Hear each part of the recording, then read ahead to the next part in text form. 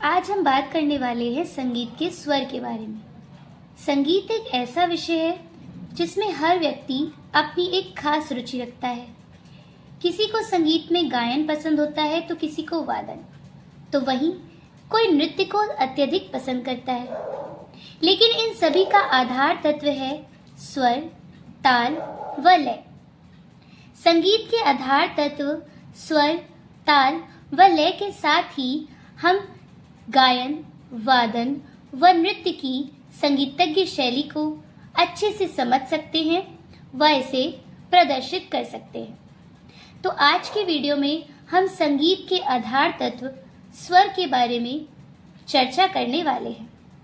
तो आइए सबसे पहले यह जान लेते हैं कि संगीत में स्वर का ज्ञान क्यों जरूरी है।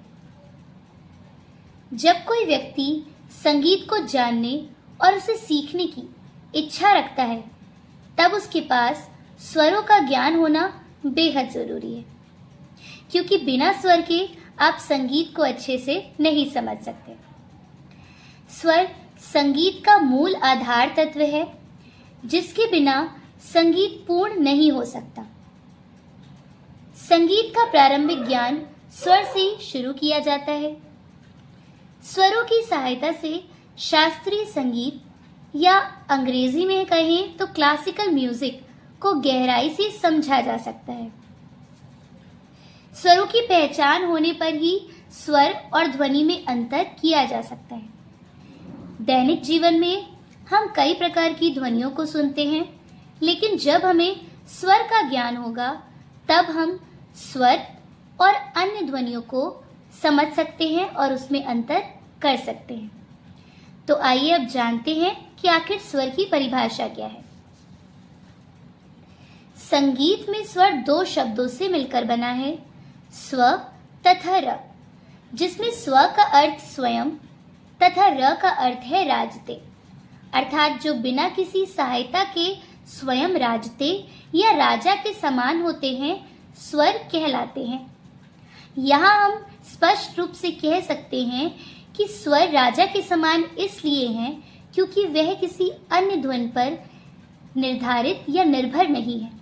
स्वरों की अपनी पहचान होती है, जिन्हें सुनकर हम मनोरंजन का भाव प्राप्त करते हैं।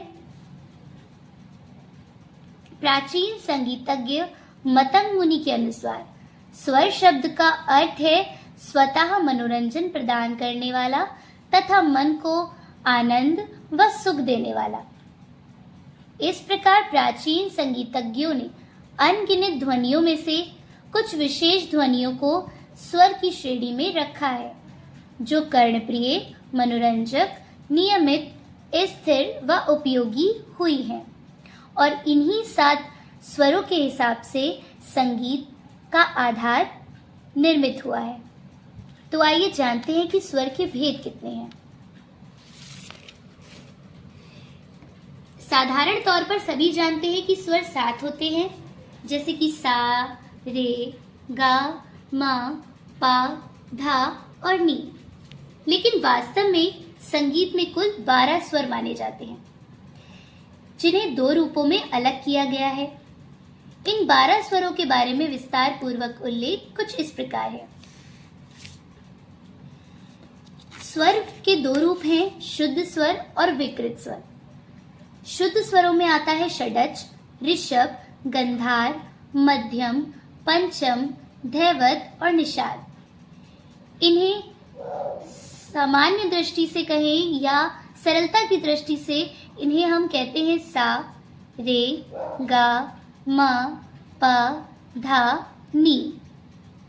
विकृत स्वरों के भी 2 रूप हैं, कोमल स्वर और तीव्र स्वर। कोमल स्वरों में आता है रे, गा, धा और नी। इन्हें पहचानने के लिए इन स्वरों के नीचे एक लेटी लकीर खींच दी जाती है, जो इन्हें शुद्ध स्वरों से अलग कर देती है। वहीं तीव्र स्वर एक स्वर है म, जिसे हम तीव्र माँ कहते हैं। इस स्वर की पहचान के लिए इसके ऊपर एक खड़ी लकीर खींची जाती है। आइए अब जानते हैं शुद्ध स्वरों की परिभाषा क्या है। जो स्वर अपने निश्चित स्थान पर स्थिर रहते हैं उन्हें शुद्ध स्वर कहा जाता है। शुद्ध स्वरों को प्राकृत स्वर के नाम से भी जाना जाता है। इसके अंतर्गत भी स्वरों के दो रूपों को विभक्त किया गया है। पहला चल स्वर जो कि है रे, गा, धा, नी और मा। दूसरा है अचल स्वर जो कि है सा और पा। चल स्वर का मतलब है कि यह स्वर अपने स्थान से ऊपर नीचे उठते हैं, लेकिन अचल स्वर अपने स्थान पर स्थित रहते हैं और इन स्वरों का कोई दूसरा रूप भी नहीं है। विकृत स्वर, जो स्वर अपने स्थान से ऊपर या नीचे उठते हैं उन्हें विकृत स्वर कहा जाता है, जिसमें कोमल स्वर नीचे उतरते हैं और तीव्र स्वर ऊपर उठते हैं। इस प्रकार से हम समझ सकते हैं कि कैसे कोमल स्वर और शुद्ध स्वर एक दूसरे से भिन्न होते हैं। शुद्ध स्वर सा, रे, गा, मा, पा, धा और नी हैं। वहीं जो नीचे स्वर लिखे गए हैं उनमें है कोमल रे, कोमल गा, कोमल धा और कोमल नी, और ऊपर उठा स्वर है तीव्र मा। स्वर लिपि लिखते समय इनकी पहचान है कि कोमल रे के नीचे लेटी लकीर है, लेकिन शुद्ध रे पर कोई चिन्ह नहीं।